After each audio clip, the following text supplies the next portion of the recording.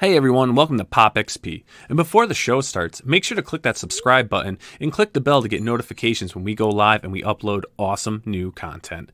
And don't forget, if you can, make sure to share our stream on all your social media outlets. We appreciate it, and thanks for helping us grow the Pop XP channel. Yo, what is going on, YouTube? It's the brain of the mainframe here now, Scala with the Pop XP, and joining me as always, the teen sensation, the man that never aged. Man, Mr. Billy Tucci, how you doing, brother? Woo! Pretty tired, man. I'm excited. I'm tired. It's tonight, I'm great. I'm great. I was looking for my shirt that I had on all day today, and then I switched it to a Hawaiian shirt for the professionals, which we had a lot of fun. Everyone says hello, and awesome. I'm sorry that I've made us late for this show. And we've got what guests we have tonight, bro? What guests? I'm pumped. I'm excited, and really right off the bat, and I'll probably bring this up a couple times tonight. We're doing a giveaway, our first giveaway, as we've been given the StreamYard giveaway feature. Thank you. We are a sponsored streamer of StreamYard, which is awesome. But we're going to be giving away some Death Dealer comics tonight. We've got a first print, which is hard to get. We got second print, which is getting hard to get, of issue number 1. And I've got yourself a beautiful Linsner cover of issue number 2. So I'm excited. So type that hashtag Death Dealer in the chat, and boom, here we go. So Billy, man, are you excited? Should we bring them in? Dude, I'm so excited. We love all these people, and this is, and plus the first time the great Bill Sienkiewicz, one of the more prolific and incredible artists. I feel bad, and I apologize because I probably tagged you in so many things promoting this episode tonight. So in advance, Bill, and a little controversy today, and a little infuriating things I saw, and I saw something too. Yeah, I'm a little pissed off about. Well, I can't imagine what it's just horrific. But let's be positive. Let's just talk. Let's talk these new Death Dealer comics, for God's sake. Yes. So everyone, without further ado, please welcome Sara Frazetta, Mitch Iverson, and the legendary Bill Sienkiewicz to the show.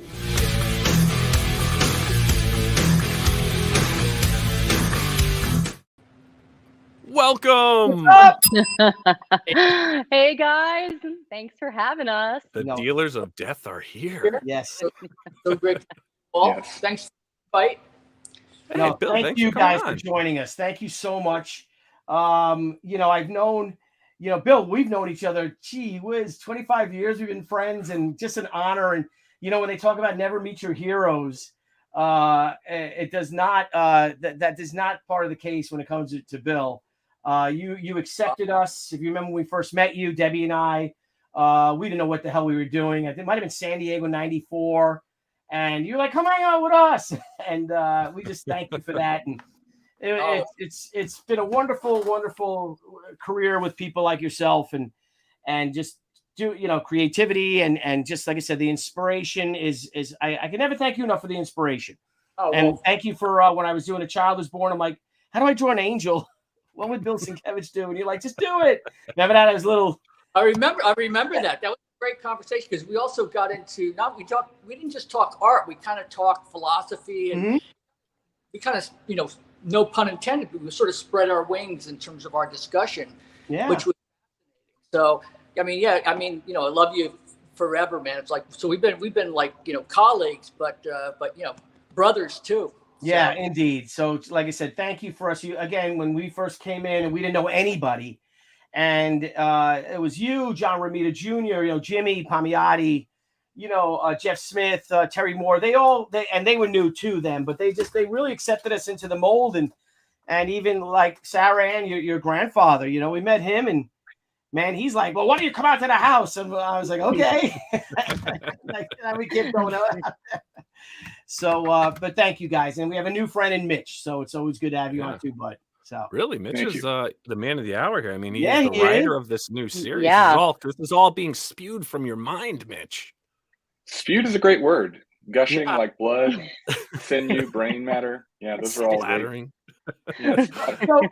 So if I can ask you something, Mitch, we'll talk with the writing side first, and now, Sara, did you have a part in this? And because you look at the statue, the Molly Hatchet covers.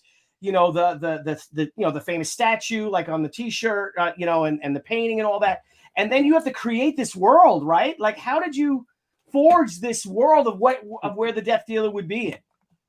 So the mastermind, Lexi Leon, who brought us all together on this, we initially spoke about our vision, and he brought Mitch on and said we are all in alignment of where we want this to go. And then Mitch just took the reins and wrote us into this amazing world of the Frazettaverse. So Mitch, this is, I'm actually really excited to hear Mitch talk about this, because I haven't, surprisingly, not person to person.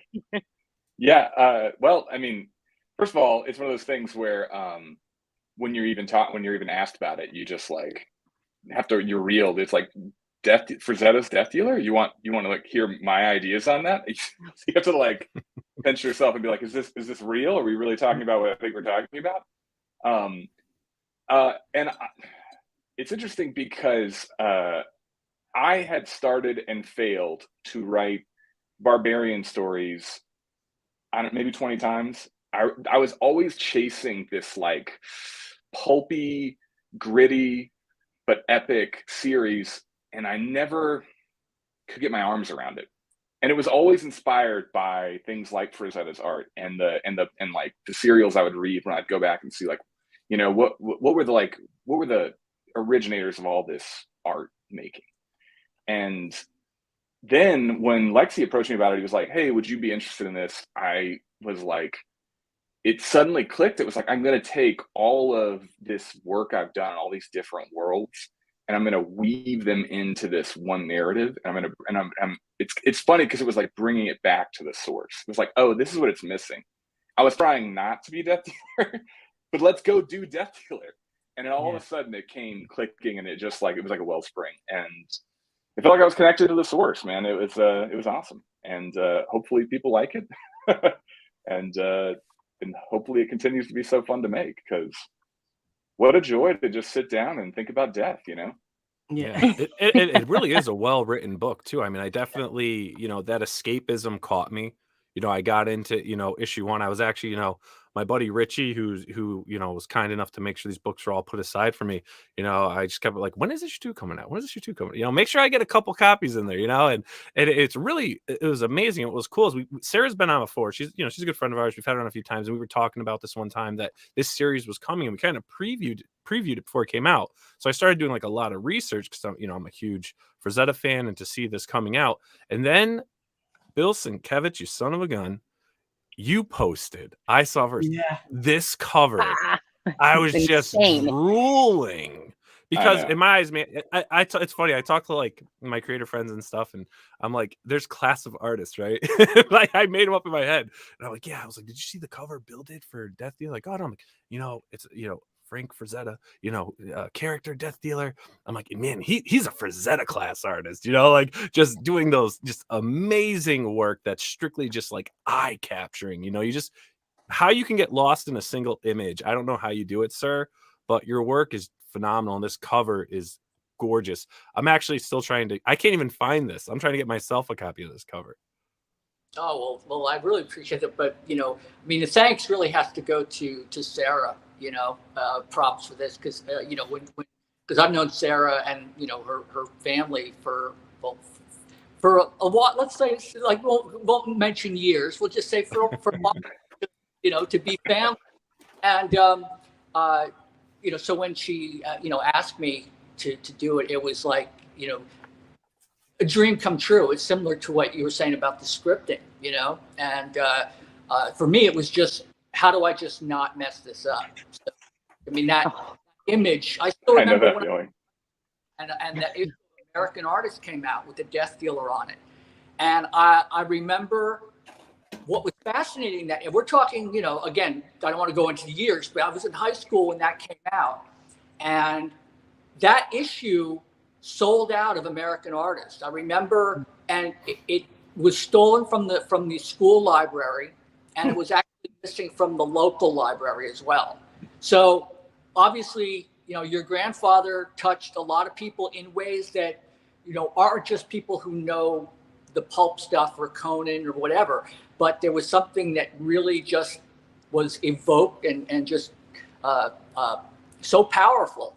And for me, the goal was, how do I try to capture some of what Frank did in terms of the death dealer, and evoking at least emotionally what it meant, because you can have other phenomenal artists, and you've seen so many phenomenal artists who sort of get the opportunity to do it, and it's like I kind of wanted to leave it all on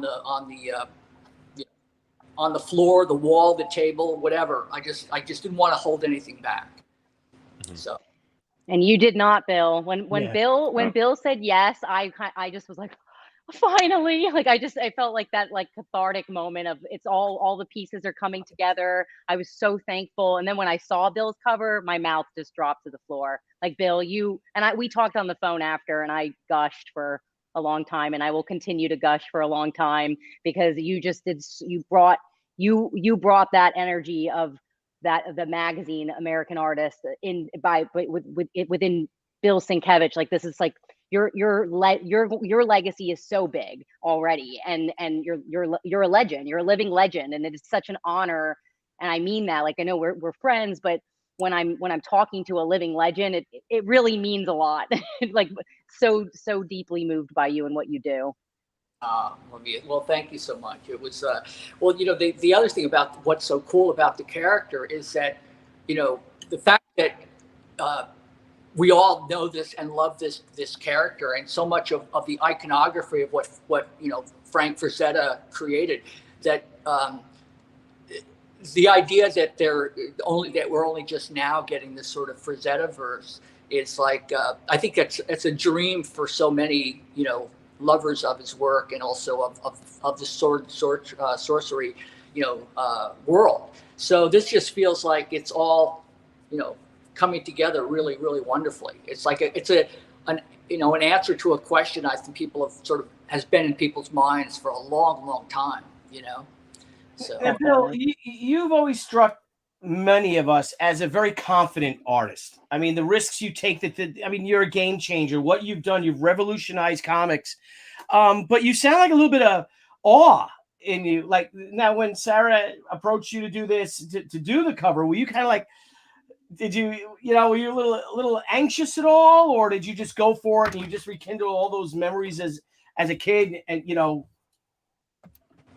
well, there was, the awe. It's like there's a level of awe, and then having done it for drawn and painted for a long time, there's also like, and I'm sure you know this as well, like the more you do, like the more you kind of understand what goes into picture making, and so you can kind of go like, you go like the level of respect for like, you realize all of the hard work underneath what is sort of the image that you're left with. You kind of go like, it's like deconstructing in a way, and so for me, I felt like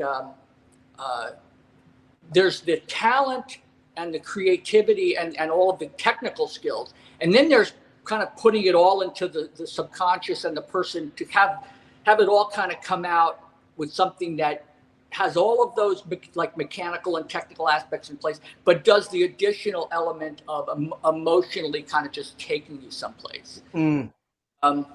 And to me, it's like the toughest thing for me is to try to get out of the way of the technical and just get to the emotional, like, how is this going to impact emotional? So that's sometimes why I feel a piece needs less than more. And other times it needs just what it needs.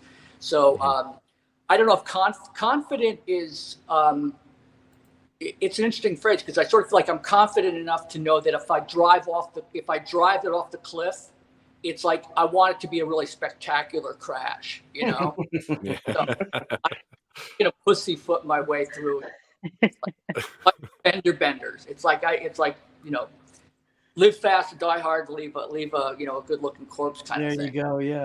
I love that. Do you work up, and just because I know that people want to hear about your technique and all, when you do a cover, do you work up several thumbnails for yourself, or do you kind of just get, how does your process come that you come to that basic design, that you're going to use and go for, that you're going to go with it? Like, this is it. This is what I'm going to do. I actually have there's these sheets, like it's called a job like a job holder. I use it. I use 11 by 17 sheets that I draw on, and I put all of any specific job I work on. I work up like on this one. I think I probably did 30 or 40 separate images. I think I drew that pose of the death dealer, to try to get that silhouette, a number of times. And then all of the additional internal elements, like the horse, I wanted to find the right kind of. So I draw everything separately, and I draw them as tightly as I can. And because there's sometimes you can just move something just a little bit. So what I end up doing is I scan about 40 drawings in, 20 drawings, 10 sometimes. If I know exactly what I want, it could be 3 images. But usually I throw images at when I draw them the way that some directors direct, where they shoot a lot of overage stuff. I feel like nothing, like if I feel like something might be a cool image to throw in there, I'll do it. And whether I use it or not, because I've had plenty of pieces that I've done where I end up not using like some ideas. And then I scan everything in, and then I composite everything in Photoshop, because I can move layers around or whatever. And I kind of always have an idea of what I want, but just being able to move things very, very quickly in Photoshop. So that is one aspect of the digital, technology that really does help.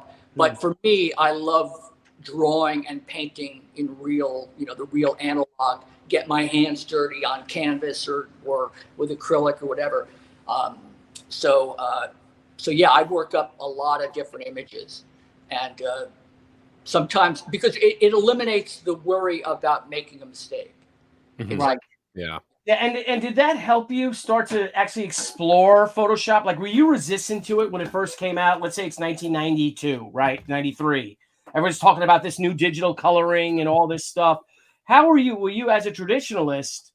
Were you like, oh, I don't want anything to do with that, or were you like, oh, this is another tool? Well, that's exactly. Yeah, I felt more like the second, because I was always playing around with airbrush, collage, and mixed media, and the idea of finding out a new technology, because I also felt like that was where everything was kind of headed. So I felt like I didn't want to be like left behind, in a way. I felt like it was kind of, especially as an illustrator, as opposed to a fine artist, it was like where I'm dependent upon keeping up with current trends. I mean, of course, like, in the 80s, everybody has like the shoulder pads out to here, Yeah. So I feel like I didn't want to be, still wearing like, the David Byrne jackets, like in the when mullets came into fashion, But it was, if we get to look back at a lot of things that really are embarrassing, and here we are now. It's like, and it's interesting because when I grew up, I was listening to LPs, and then of course cassettes came, CDs, mini disc players, and it's like everything is MP3 now. And digital, everybody assumed the primacy of digital, and now there's a huge market for LPs, Yeah. So like people have been predicting the death of like analog art forever, I mean, a lot of people, I still don't work on a Cintiq, even though I had one for about 2 days. And I turned it, I went back and I said, it's almost to me a little bit like doing what I imagined doing cocaine would be like. I've never done coke or because I knew I'd like it. It was like, okay, I'm not going to go down the road. I'm going to just do my art. I'll scan it in. I'll play around with the Wacom, the regular Intuos, but I want to be able to have an original. So that was kind of the thinking behind it.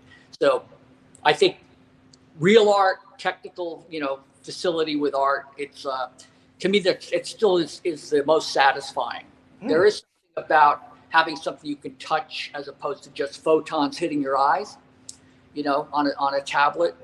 I mean, I people can be absolutely brilliant with that, but I love the idea of still having something that you can hold in your hand. Yeah, like comics themselves. That that physical copy of a comic.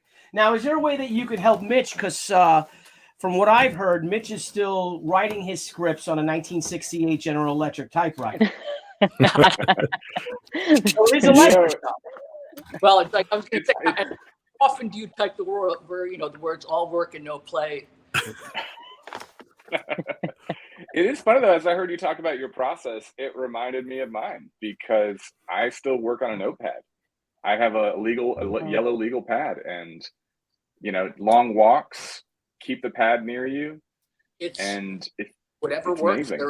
You're right. Yeah, I don't think there's any wrong way of working, and to me, ultimately what matters is does it evoke the audience or the viewer response that you want it to, that you hope it does.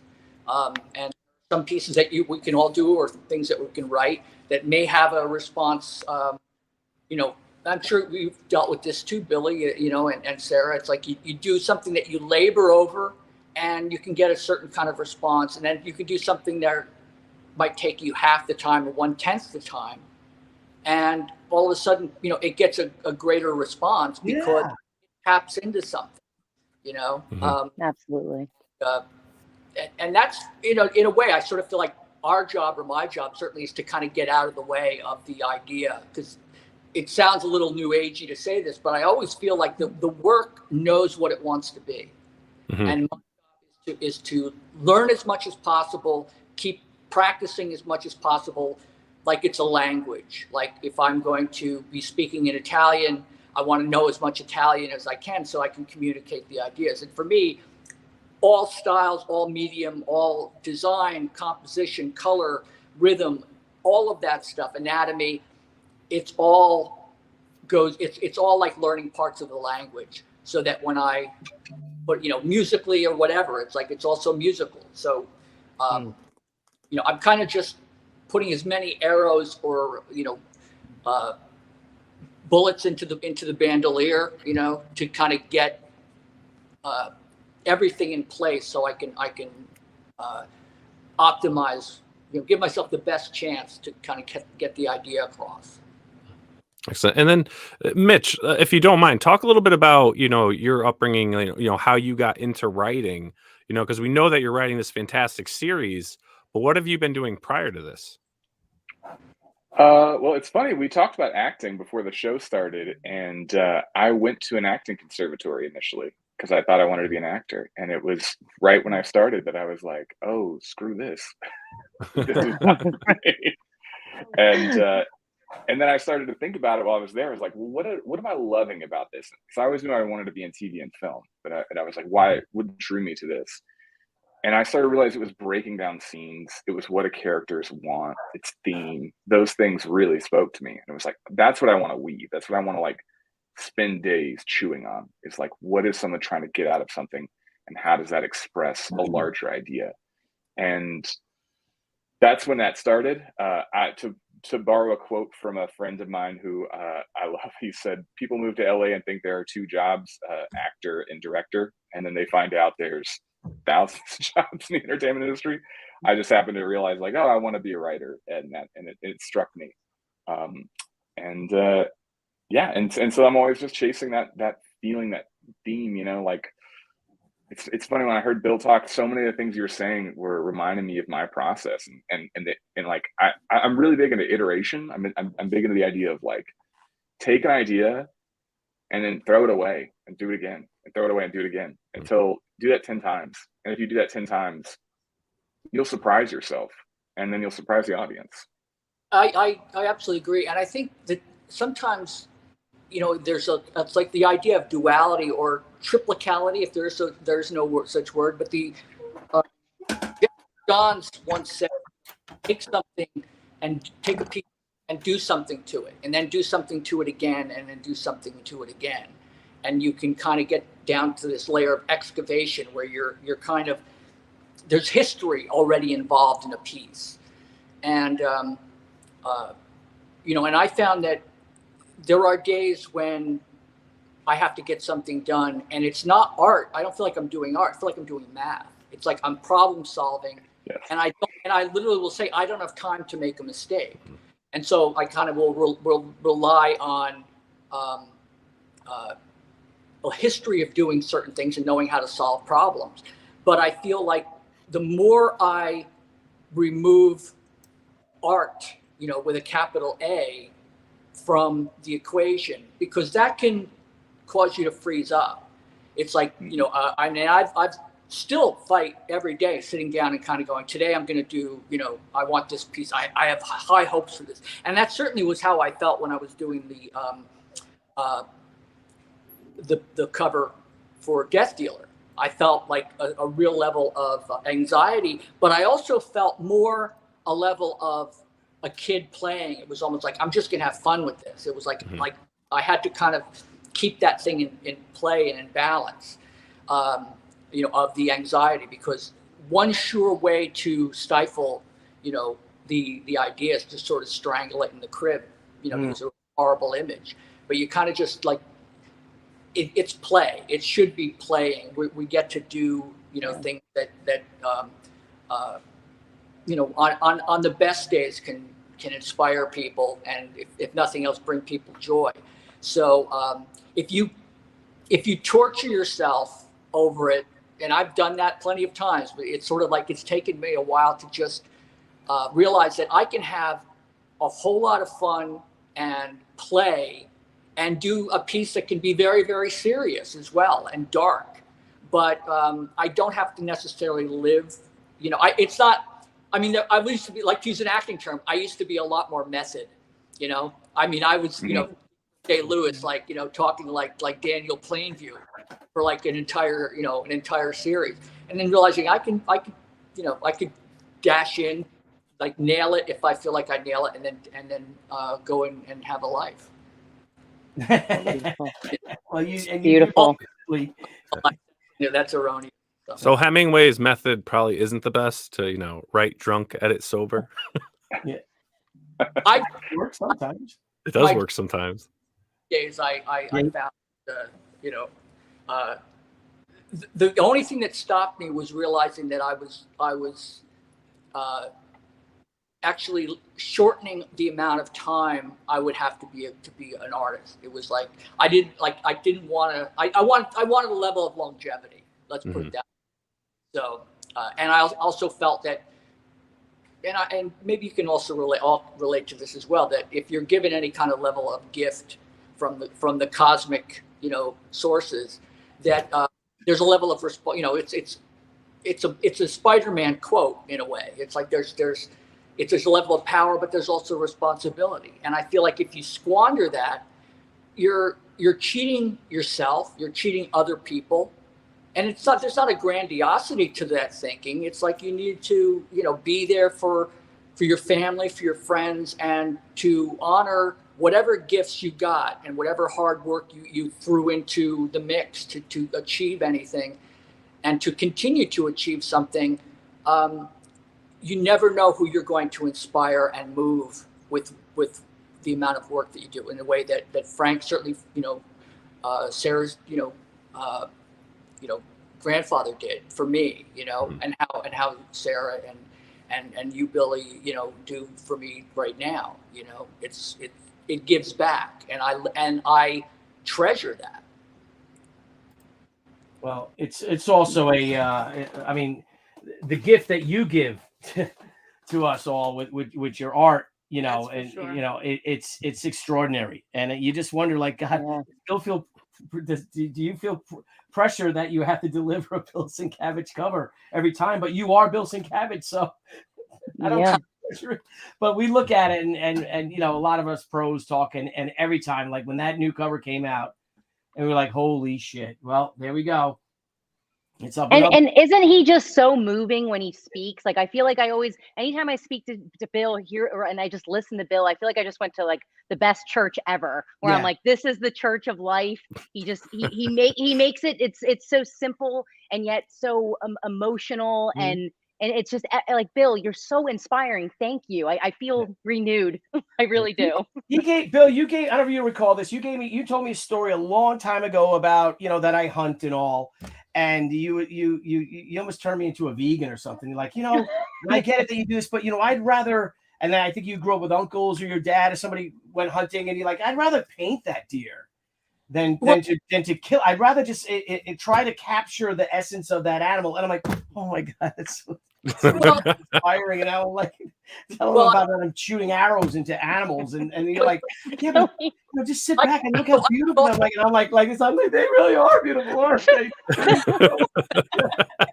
I also really respect everything that you do, and like the Joe Rogans, or like even my father, who was he hunted. My brother hunts with bow and with rifle and shotgun. He's a fish. He fishes. He's much more of an outdoorsman than I was. But he makes use of everything that he lives by that. It's like he's not, like one of those hunters that just wants to like put it on the, let me find the rarest species that's nearing extinction and make a testament to my manhood, by on the wall here. But I realized that, I always had a really soft spot for animals. I grew up around, on a farm. So, when I saw how cows were with each other, like they had best friends, I'm like, plus cats, dogs, horses.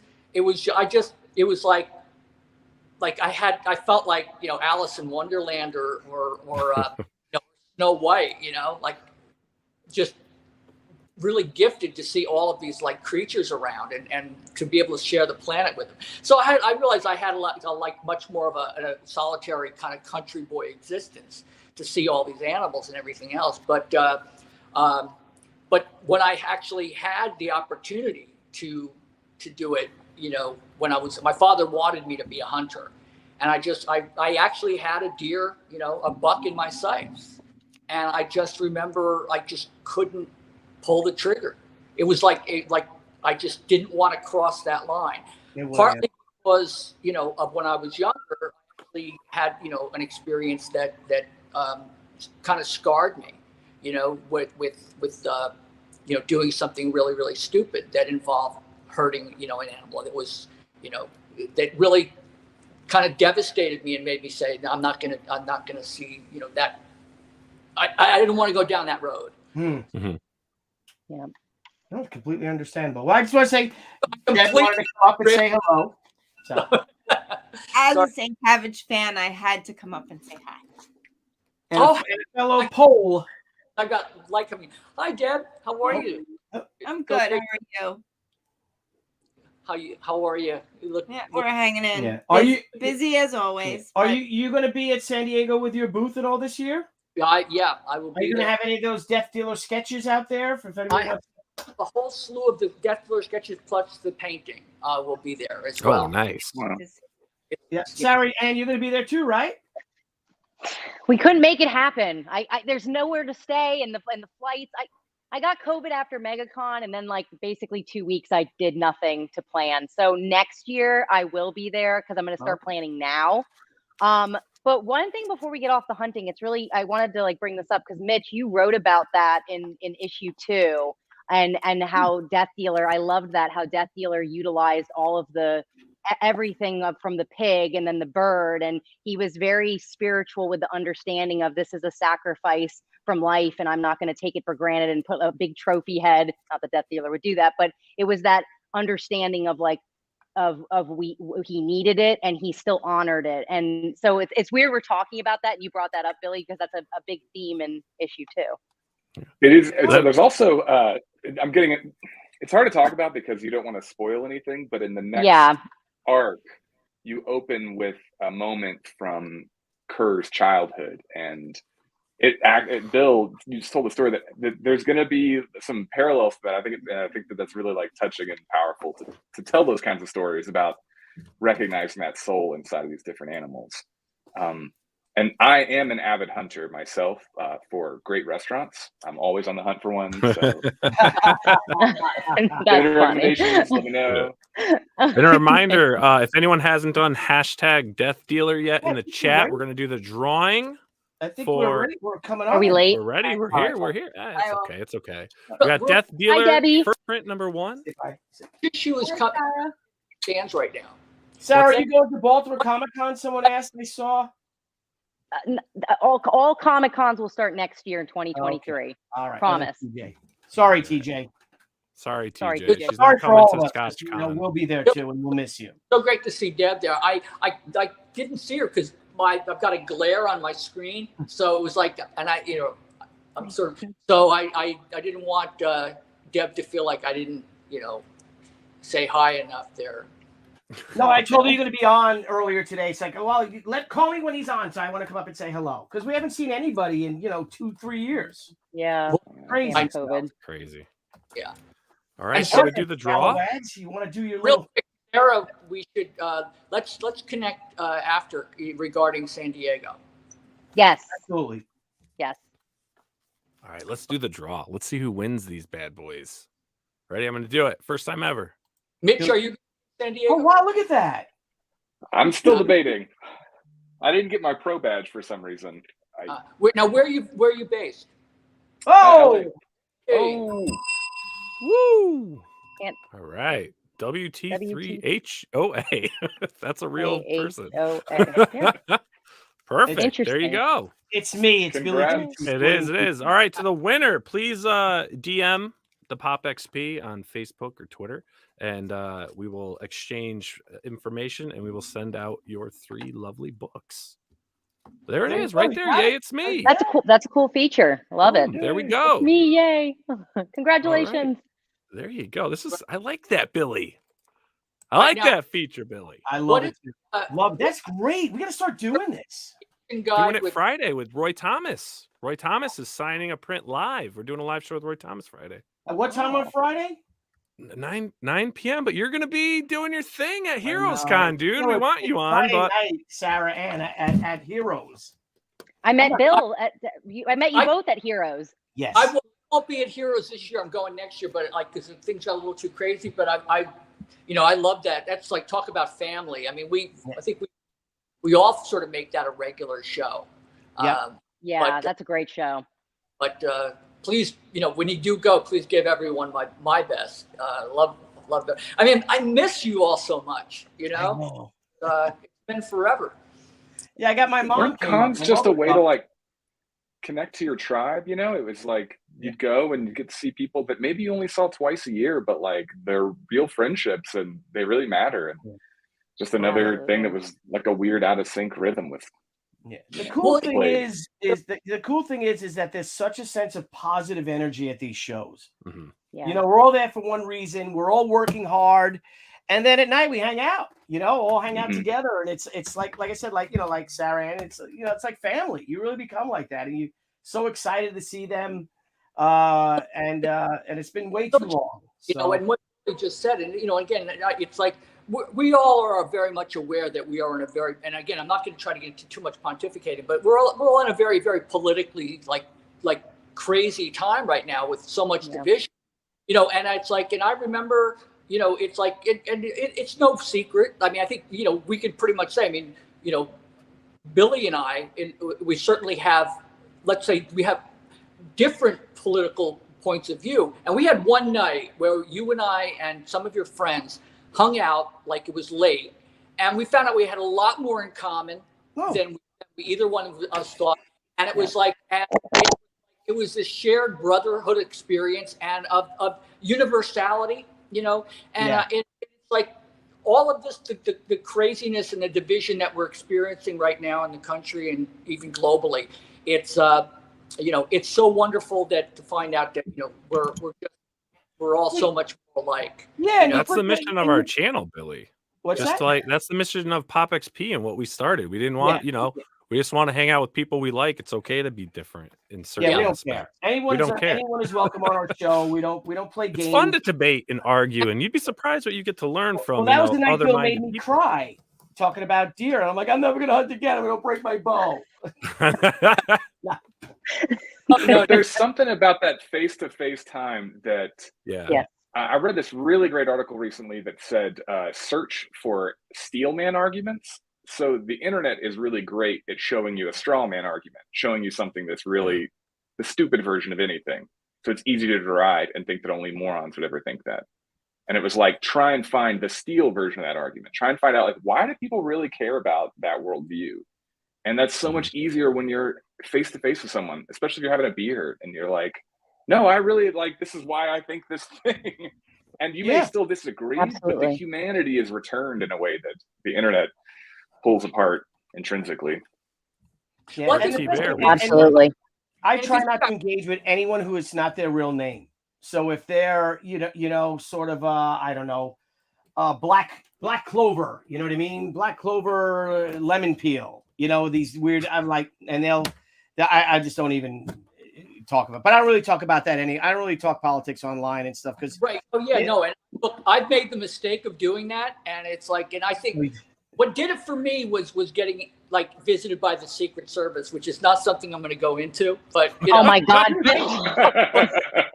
But I will say that one of the things that I have learned is that, as crazy as things have gotten, is that it's made me really respect and cherish the connections and the friendships I have with people, especially in comics and in illustration, partly because if you think about it, it's like, it's a weird calling, isn't it?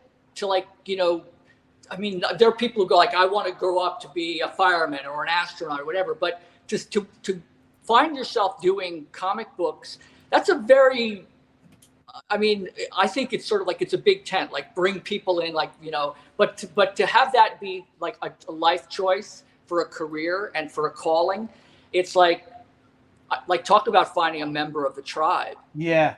It's like, it really is just really wonderful. Yeah, because we're all crazy who have gotten into this in the first, like, why the hell would we choose this? Well, yeah.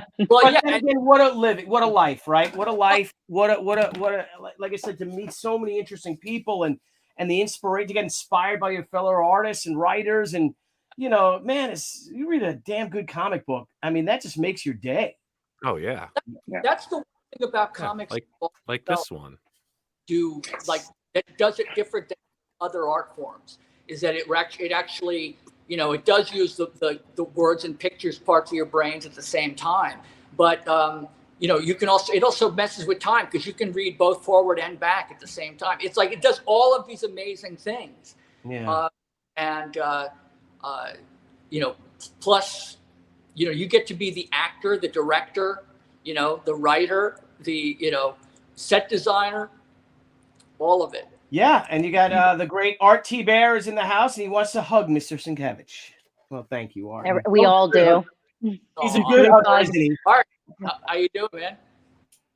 I've hugged all of you, but not you, Mitch. And when I do, it's going to be one for the ages, buddy. I'm just going to let you know that right now. Maybe, you know what? I am going to go to Comic-Con. There you go. Of course you're going to go. You got to get that hug.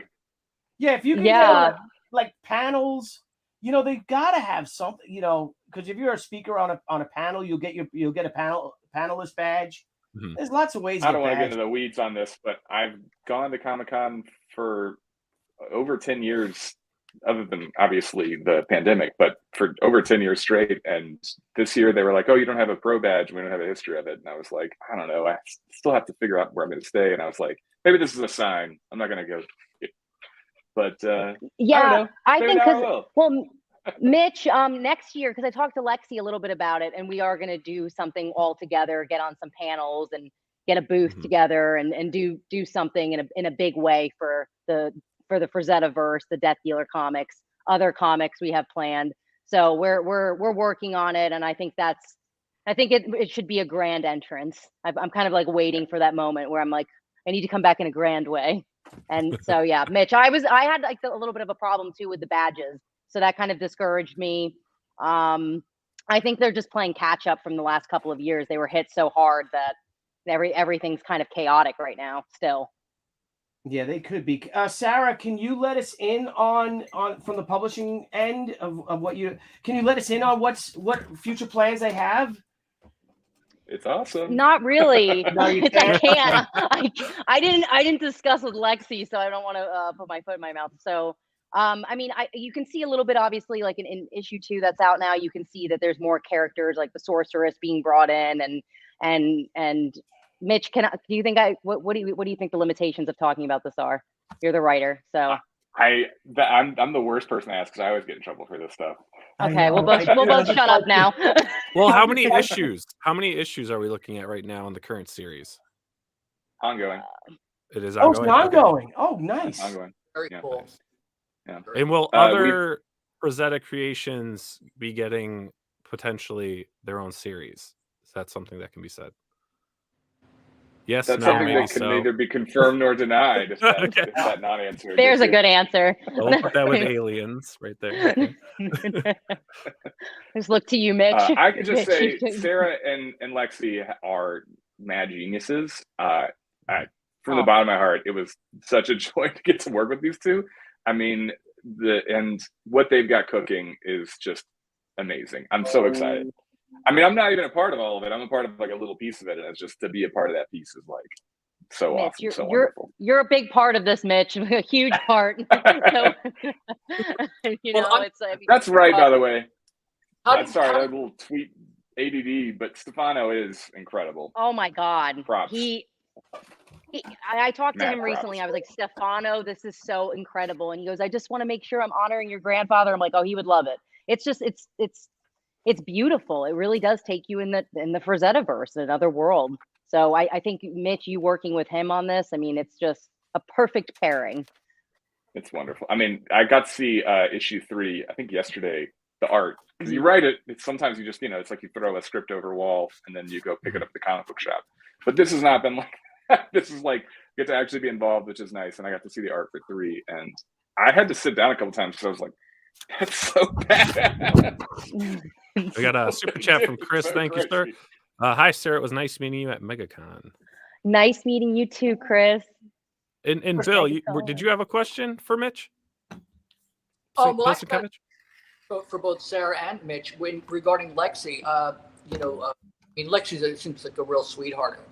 We've enjoyed dealing with him. Now, I'm curious as to how this all sort of came together, because it sort of feels like it was in the ether in terms of the Frazettaverse. I mean, now, how did that, if you don't mind me asking, I'm sure other people might be curious as well, how it all sort of came together. So you guys know from being my convention family that I wanted this to happen for a very long time, but we couldn't quite get the family together on anything. So we were at a stalemate, and no one would work with us on the limits that we had. And Lexi emailed us, and I actually almost deleted the email. I was having a bad thyroid day or something, where I was like, and then I looked again and I go, oh my God, like what brain, what are you doing? So I looked at, I reviewed the email, and it was the first really thoughtful presentation of what this comic should be, and how we should work together and expand what we were already building on. And I said, this person is not in this for a profit. This person is in it because he has a true vision. And it was so obvious right away. And then my partner Joe got on the phone with him, and he spoke to him for like 3 hours, and he got off the phone and he goes, it's finally happening. It's finally happening. We're going to get Frazetta's Death Dealer into comics. And I go, are you serious? Like he can work with us on all of our insane terms and our family dynamic. And he goes, he's going to make it happen. He's brilliant. So it just kind of rolled out organically. And it was in that the perfect timing of the universe, where I had kind of given up hope. And I'm like, you know what, it's that feeling when you give up the resistance, when you start saying it's fine. I'm happy with what I have and what I can build. And then that's when it came swooping in, right when I kind of just gave up and said, not in a negative way, but just a very understanding, it is what it is. And there was Lexi in our email. So, and then Mitch and Lexi connected, and it all perfectly fit together. Yeah. That's great. That's awesome. And it's great for all. So I'm sorry, did you say that you guys had met before, or did he cold email you? He cold emailed us. That's It was great. Yeah. That's That's incredible. I love Nile. We've had a lot of publishers. We're approaching our 500th episode. We're over, bro. We lost track. Oh, That no, 500 special to have. We're at like 530, dude. All right, well, we'll have our 500 episode celebration, and we'll invite all you guys back on if you'll come on, and we'll drink wine. Of course. And have a good time. Absolutely. What I love, what I'm hearing here is that you have someone like Bill who's come in, and again, that is like a home run right there to have a Bill, Bill Sienkiewicz as a cover artist. But I love the energy in Mitch and in Sara, that it's new to you. This is still new, and it's like you said, Sara, it's happening. He's going to make it happen, and it's happening, and it's fucking awesome. It just makes me feel good because I've been doing this a long time. 27 years, 28 years I've been doing this. And, every day, it's back to work. Well, let's do it, right?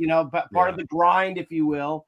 But I love hearing that excitement, that this is new and you can't tell the secrets. You can't tell what you guys have planned, and they're like, because I'm like, yeah, I'm going to do this. I'm going to do that. I'm going to do this. And you're like, nope, can't tell you. Nope. Well, yeah. Me, it's like, Bill, you're still kind of a puppy, Yeah. But I mean, I've been like thinking about. It just made me think about how long I've been doing this. Plus all the years I did it in high school, and but the thing is, like, you're so right. It's like and you're not going to tell me that you don't wake up every day still excited and loving what you're doing too. Now I do doing publishing again because we all did. I did the mainstream thing. After in the late 90s, the early 2000s, the industry just took a huge hit. If you remember that, Bill, those were not good times. And, you had to follow the work. So you worked for Marvel and DC. Yeah. And, I did. And I had a lot of fun working for DC, which is mostly what I did. But it was nothing like your own creator own stuff. Well, you've always struck me as enthusiastic, and that, you got such a joie de vivre. Like you're always kind of like super positive. Your energy is always just like right there in terms of like loving what you're doing. And so and seeing it again with Mitch and with Sara, it's like it helps. It reinvigorates me, certainly, but it's also it's so great to see it in a new generation. I know it is. I know. Oh, we got Jimmy Palmiotti's in the house. Hey, Jimmy! Oh, Jimmy! Nice. Oh, we got a super chat. Jimmy's going to be at Heroes. Everyone's going to be at Heroes, Bill. We'll miss you. We'll have a drink in your honor. I'll be there for next year. I'm doing the poster for next year. So, so I have to see it because we got to do a big dinner or something like that. Oh, absolutely. Not too big though, but we get just a select, group. Thank you, Vaughn. Nice. Yeah, great Vaughn, meeting it was you at so nice MegaCon. meeting you. Bill, I love your work. Billy, glad you enjoyed Hunter Ninja Bear. Hope to see you at Garden State Comic Fest. Oh, groovy. All right. Nice. And we got our porn bots are in. Glad to see you guys here. What is up with that? I just want to. They always come in every now and then. Is that RT Bear did it or Jimmy did it? What's that? We'll just put did Art or Jimmy do it? The porn bots? The porn bots. God. Art, thanks a lot, Art. Gotta stop drinking. There you go.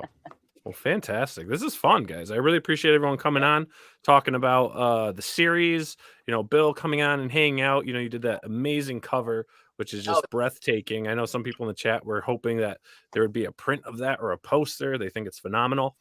Well, I think we're discussions. I think with that, I think as Sara continues with all. You've got your fingers in quite a few pies. You must be incredibly busy with everything you're doing. So hopefully we'll be able to do a print or poster or something like that. But to be determined, I'm sure. Oh yeah, Bill. It's gonna happen. I haven't gotten to say it to you yet, but that poster, that cover blew me away. It was so amazing to see it, and it's one of those interesting things where, when Death Dealer was announced, I had certain friends reach out that knew about Death Dealer and were like, "This is so exciting!" But when your cover came out, this whole swath of people were like, it was just like, what the fuck is that? And just blown away. And it was so amazing. And it is really inspiring to get to be like I said, associated with that. To be honest, I wish I could. That was one of those pieces that like like I was just the conduit for it, because like that to me that was really more you, Sarah. That piece is really, oh my God, respect for your grandfather. It's like, yeah, like to me it felt like it's been in there percolating for all of these years. So the fact that you approached me to ask me to do it, it was like, you know, I had to just let it loose. I was so nervous, Bill, and then when you said yes, I couldn't believe it. I'm like, this is too much. So again, Bill and Mitch, thank you guys so much for making this vision come to reality. And it really does feel like a dream come true. I do feel like a little kid, and I'm so excited. And Billy, thank you so much for having us on to talk about this. Nile, thank you for setting all of this up. Like, I mean, I love you guys. I really do. It's fantastic. And it's a great series. No, I'm not even joking. I've read issue 1, issue 2. I've got 3 in the wings once it hits the comic shops. But seriously, if you guys are interested in the series, let your local comic shops know. Let them know, because they do order them, but they go. I couldn't believe how fast they went. I think, luckily my buddy owns the shop. I'm curious, is it on a schedule, or is it like every 2 months, every month? Or I mean, how with issue 3 coming out? Issue 3 is coming July 3rd. Yeah, go ahead, Mitch. July 13th. Actually, I never know these things. Yeah. It's issue 3 is July 13th. We had a couple delays. That was like, the not so fun part, logistics. But yeah, but we're good. We're everything seems to be going a little bit better. The nightmare is over, and we're on schedule for July 13th. So yeah, you guys have been pretty good with schedule, I have to say. Everything, it's for the retail coming in. Yeah, for the retail. Yeah, for the retailers. Our end of it. Lexi and I got the last of everything, and so we had to. Where he's like, we're just gonna put out some fires. It's no big deal, and I'm like, it's okay, got this. And it's just such a tough time to publish today because of the supply and demand. Oh my God! You can't get paper. The printers don't have. You're talking. We're sending our new she-book to the printer the end of this month, and they're telling us 12 weeks. Yeah, it's crazy. Because they don't have anything, and they're backed up. And I remember back in the day that I would send Quebecor, our printers up in Canada, a book on Friday, and Diamond would pick that book up on the following Tuesday to get it into comic shops. Those were the days. Those were the days. Not anymore. It's frustrating. It's incredibly frustrating. So it's not easy publishing, especially being a small publishing house like you guys are. And I just mean small when you're dealing with the DCs and the Marvels, independent, and things like that. And our boy Brian Blevins. Thank you, Brian. Oh yeah, I feel really inspired. So I'm gonna go home and draw now. Thank you, Bill. Yeah. Dan Lawless in the house. Frazetta forever, as Bernie Wrightson said. Yep, and we got a chat here. Oh, look, has anyone mentioned how stunningly beautiful Sarah and her smile is? Oh, we have to show That's so sweet. Stop. Oh, God, no. Stop. You little scamp, you, Sarah Ann. Now I'm turning red. Cute. Now it's not cute anymore. What's that in the background? Oh, we just have some skateboards, and this is our studio. This is where we work and where I package everything still. I have one other employee, but it's mostly me. But I like to keep it that way because then when I mess up, it's like, well, I have no one to blame but myself, and I can personally apologize to the customer, and I keep it all there, and I know, and then I get to like interact with my customers more, the Frazetta fans, and I can personalize the emails and know what they've ordered. But I do eventually have to hire more people because it's getting a little crazy now. I'm like, sorry for the delay. I just have to have control. So we get it. It's gonna blow up. Like we do special editions, and we learned this from Brian Polito. That numbered edition. So we have the people that have been buying our books, and they're like one particular. There's one guy, he always gets number 19. So Debbie knows that when we pack and we have an issue that's a $20, $50 issue, that there's only 25 of them, that this particular person gets number 19, and that's great. That's something you can't trade in, that customer service, and also that you want that accountability. Because you want that responsibility, and you want to be accountable for them, and that's a great way to do it. And Sarah, you have fans everywhere right now. You got Jimmy Palmiotti was saying he did say how beautiful she is, but not out loud. Oh, Jimmy. I love you, Jimmy. You're adorable, Susan says. That's my mom. Susan. Thank you. All right. I know. Oh, come on. We have to have fun. Thanks, guys. Thanks, guys. Hey, youth only lasts so long, so I do need to take it in a little bit. So thank you. And sorry, he asked me where I get our books printed at API Printing. API Print Productions. He's an aspiring artist. They're fantastic. They're done in the United States, so you don't have to worry about books getting caught on that slow boat, from Asia. And they phenomenal customer service. Robert Smith and Jenna Beth Ortiz are just amazing, and highly recommend them. API Print Productions. You can look them up, and they'll do anything they can. It's just the nature of the way things are now with printing, and that. They just can't get stuff, and it's so frustrating. But I guess none of us really did this for the money, did we? We did it for the love. Passion. It's all about the love. Yes, it's all about the love. Feeling something. Yeah. Because comics is an industry where you could literally make hundreds of dollars after it's all said and done. Yeah. And before we go, just really quick, Wesley Snipes is back in comics, and this Thursday we're going to be talking with our boy Adam Lawson, the co-author of Exiled, created and co-written with Wesley Snipes, which currently is live on Kickstarter and is kicking some ass. Last time I checked, they broke over 60K in like 10 hours, and it's still growing. That's going to be awesome. So we'll have Adam on. There is a slight chance Wesley Snipes may pop in for 5 or 10 minutes if his schedule permits, but there are no promises there. But one promise I do have is our Steven Semino Says Boom show, our new show on the channel, is doing their first live with Roy Thomas. So, and that will be our second giveaway. So Roy's going to sign one of his famous prints, live, customized signing for the winner. So make sure you tune in for that. If I can, I'd almost like to bring that winner on so they can ask Roy a question if it works out. But either way, we're going to do another giveaway for Roy there. And if you guys haven't been checking out Steven Semino's show, please do. It is just a history lesson. Those guys are unbelievable. Steve Houston, one of the head guys over at Torpedo Comics. He's your comic professional. On Pawn Stars, you may have seen him, going over the books that come in. And then John Semino is Roy Thomas's manager, as well as a comic book historian, an author himself, and just great, all-around great guys. So make sure to check those out this week. And again, unbelievable series you guys have put together. Bill, an absolute honor to have you on. Yeah. I wanted to have you on since we came. I think he was like when we first thought of this show, Billy. Anytime. Oh, we doing tomorrow morning? Like 6:30? That's like 3:30 for him. Breakfast with Bill. Breakfast with cereal. You guys eat your sugary cereals together? We have to do a cereal show, though. I want to do a cereal show. Gotta do a cereal show. We're like, what in fucking angry, What kind of cereal are you eating? Cereal makes you happy. Actually, I'm not gonna lie. I tried.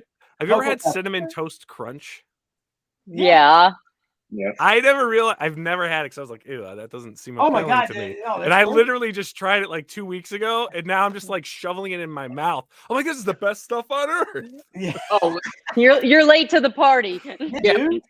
Grew up. I mean, I remember like the joy and the horror of tearing the roof of my mouth open with Captain Crunch as a kid. Yeah. I had to wait for it to get just soft enough because otherwise it was just like, I think I'll take 80 grit sandpaper to the roof of my mouth. Absolutely. Yeah. That's why I loved. I still love Cocoa Pebbles. I think that's my favorite. Yeah. Oh yeah. Yep. Those are great. At the beginning of the pandemic, my wife and I, when Disney Plus came out, we did a Saturday morning ritual where we were like, well, Saturday mornings, let's just make a giant bowl of cereal and watch like the original X-Men series or let's watch Saturday morning classic cartoons. And that was such a joy. I don't know why we stopped doing that. I guess you gotta do it again. Yeah, do it again. It's good for the winter time. Oh, wait, hang on, Bill. Your audio cut out when you were talking. Oh, can you hear me now? Yep. Okay. I was just going to say that in terms of what you were just saying, Mitch, about that ritual. I still remember. I remember like again growing up on the East Coast, we'd have like snow days or whatever, and then like, or there'd be a weekend would come and it'd be a rainy day or whatever. And just the idea of waking up in the morning, you know, and putting on Bugs Bunny or whatever, all the way through to, I think Johnny Quest was like the last show of the like in the early afternoon. But just like, there was no better way to spend a Saturday. Yeah. Oh no. And then you eat it like this, right? With the spoon like this, because you can't eat cereal. You gotta hold it like this. Yeah. There's none of it.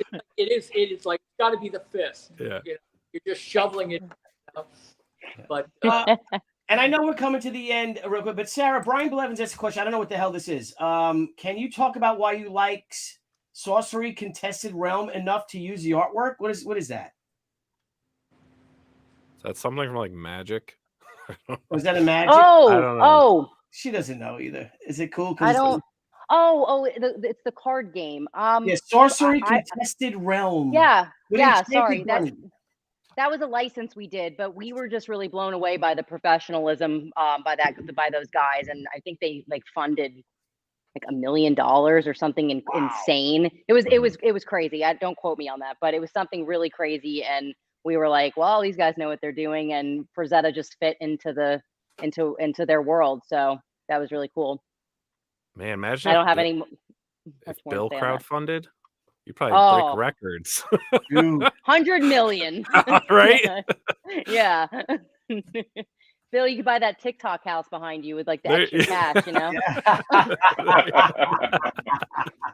Yeah, I don't think Billy was here, but like I was mentioning to everybody else, but that place behind me, it's like those TikTok influencers. That I think is they've been having parties there for like the month, but it's gone in the last week. It's gone completely radio silent, you know. So I think they ran out. Yeah, I mean, the one night they had a party here because I'm literally I can hear the Hollywood Bowl from where I am. You know, I'm like right. I can look out my balcony. I can see the cross. You know, the white cross by the. So I can hear like the crowds, but across the way when I hear them. One night, I guess they're like a bunch of teenagers, but I heard Karma Chameleon from, you know, Boy George, I think more times in one night. They put it on repeat. No way. Oh my God. It was like, that's like Clockwork Orange. That's disturbing. What is going on there? Hey. Boy George follows me on Twitter. He does follow you on Twitter. Wow, really? That's. I'm like, why not? All I need is now Imal from the Neverending Story from Kajagoogoo, and then I'll be set for life. There you go. But that's and again, I have no like nothing negative against Boy George. I mean, I love what he did, but the idea that you know a lot of what music I hear now that's popular. To me, I'm like that old guy going, is that music? You know? So to hear Boy George, you know, blasted across the canyon, it's like, oh, I guess there's hope for the future.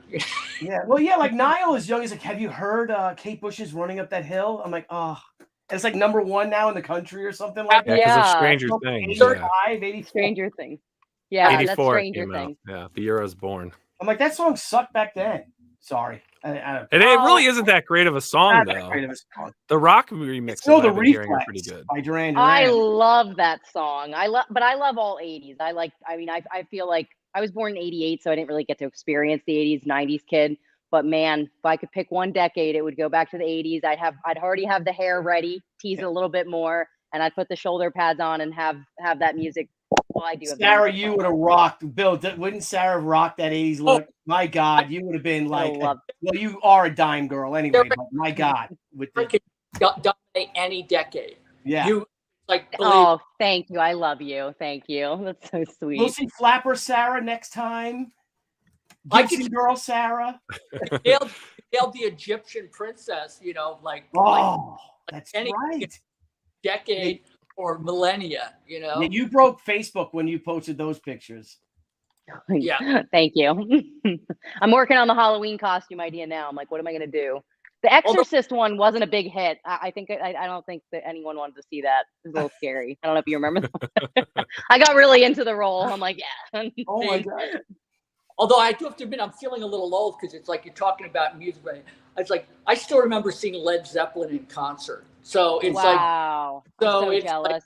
like that's my one, like thing. I'm assuming it's the garden. So I'm like kind of going, well, okay, well, there's that, it's like, there is something to be said for being the old guy, Yeah. Well, yeah, I love Duran Duran. I do.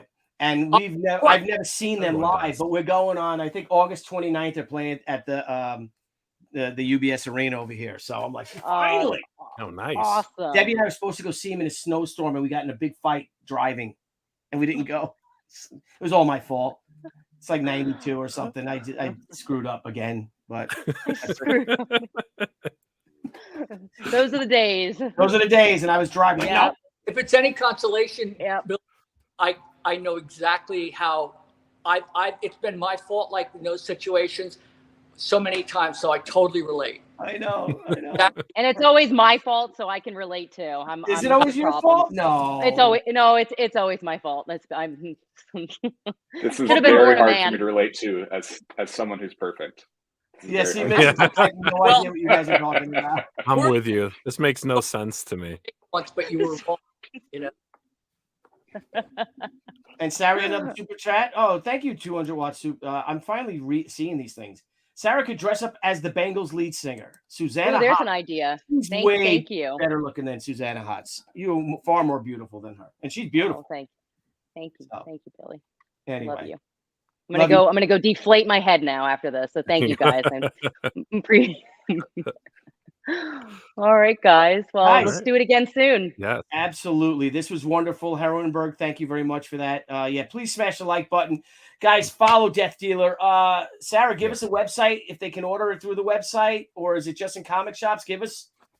FrazettaGirls.com. That's where you go. It's under comics, and then of course support your local comic shops and all of the variants. All the artists are incredible. Yeah, this is the apparel, but if you go under shop and then comics, you'll find it. You're not going to find it here. I was just there we go. I'm like, what are you doing, Nile? You're like, Nile, you idiot. I'm like, oh, jeez. No. The apparel is cool though, so it is cool on that. Oh, thank you. Yeah, we're building a new website now. So as you can see my face, I'm like, oh, I don't like this website anymore. So we're working on that, and it will blow your mind when you see it, because it's going to be an experience. That's all I'm going to say about it. And the link's in the description below, and it's in the live chat if anyone wants to check out the website. And Mitch, now that you're getting your hands wet in this, where can the viewers go to follow you to keep up with what you're doing? I am on Twitter at Mitch, I think _Iverson, and I am very infrequent of using it. So Mitch is a mystery. He's a mystery. And he's working. And you might be at San Diego, Mitch. You might come. I'm gonna go. Yeah, you guys talked me into it. I hope I'm allowed to curse on here. Oh, yes, you can curse. Yeah. And Bill, what about you? Talk to us. What's next for the great Bill Sienkiewicz? What do we, I just wrapped a project with Seth MacFarlane, and so that'll be coming out in I think a couple of weeks, if not sooner. And it's like I just feel like my mind just went blank except for that, because I just finished the project. So I'm literally, it's like jumping from one thing to another. But right now I'm actually trying to still get as many things completed for San Diego, which is sort of like it's here. Oh yeah. Yeah. And then New York. I think are you folks planning on doing New York as well? Yeah. Yep. Yeah, we'll be there for sure. I'm still trying to work out New York. Yeah, I'm hoping I can pop in. I won't have any. Yeah. Well, that's what I was going to do in San Diego. Just come hang out. But it's in October in New York Comic Con. Yeah, first weekend. The 9th, if I'm not mistaken. That's a great con. I've been a couple times. I love it. It's a good show, but it's nice that everything's opening back up again. So thank God. Definitely. And New York Comic Con, we're down in Artist Alley, and it's a huge Artist Alley, and that's like its own comic book convention, and it's all just comics. It's all writers and artists, and it's a great place. It is. I don't get upstairs much. I'll go.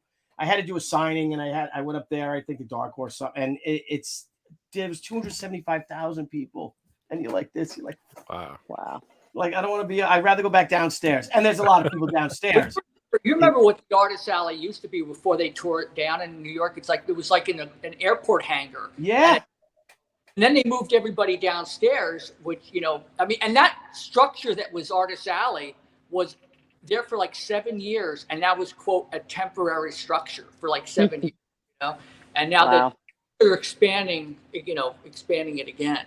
But, that whole area, the west side near the Javits is really gentrified and, very, very cool. But absolutely. But I look forward to seeing you all sometime really soon, Definitely. Yeah. Same. Having me on tonight, and it was so great to see you all. Yeah, so great to see you, Bill. One more super chat. Thank you again for these 200. Bill, is it Orville related, or can we not talk about that? Yes, it is. Oh, all right. I love that. Thank you so much. That's awesome. I love that. If you guys haven't seen the Orville, you have to watch it. I love it. Great. Yeah, it's really terrific. New season just started. I think like on episode 3 or 4. Yeah. Well, you guys are wonderful. It's so good to see you, Bill. It's been way too long, my friend. Vaughn. Mitch, our new friend. Thank you. I'm reading Stippling Vaughn's super chat. Great to have you on, pal. Nice to meet you guys.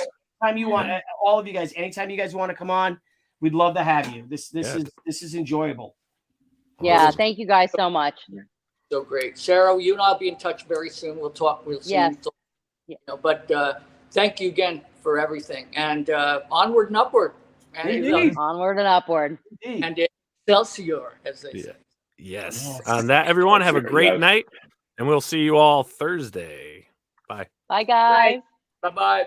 Thanks, guys. Hey everyone! Thank you for joining us on Pop XP. If you haven't already, make sure to click that subscribe button and also click the bell for notifications when we go live and we upload some awesome new content. Also, don't forget to head on over to Twitter and follow us at the Pop XP and over on Instagram at the Pop XP. Thanks again, everyone, and we'll see you soon.